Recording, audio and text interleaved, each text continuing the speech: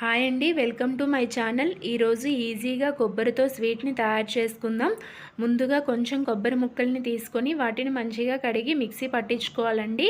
Mixie పట్టించుకున్న కొబ్బరి కూరని ఒక ప్లేట్లోకి తీసుకొని పక్కన పెట్టుకోవాలి.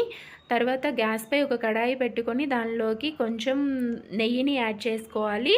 నెయ్యి కరిగిన తర్వాత అందులోకి 1 కప్పు వరకు కొబ్బరి కూరని వేసి 2 మినిట్స్ వరకు వేయించుకోవాలండి. ఇలా వేయించుకున్న దాంట్లో 1 కప్పు షుగర్ని కానీ 1 కప్పు బెల్లాన్ని కానీ యాడ్ చేసుకోవాలి. నేనైతే 1/2 కప్ షుగర్ని 1/2 కప్ బెల్లం పౌడర్ని యాడ్ చేసుకున్నా.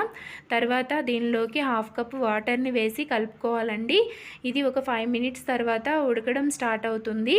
ఇలా ఉడికేటప్పుడు కొంచెం ఇలాచీని యాడ్ చేసుకోవాలండి.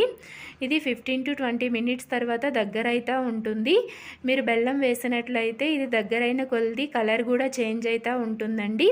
ఇది పూర్తిగా దగ్గరైన తర్వాత ఒక ప్లేట్కి నెయ్యిని అప్లై చేసి ఆ ప్లేట్లోకి దీనిని తీసుకోవాలండి. ఇది బాగా చల్లారిన తర్వాత మనకి నచ్చిన షేప్స్లో స్వీట్ని రెడీ చేసుకోవచ్చు.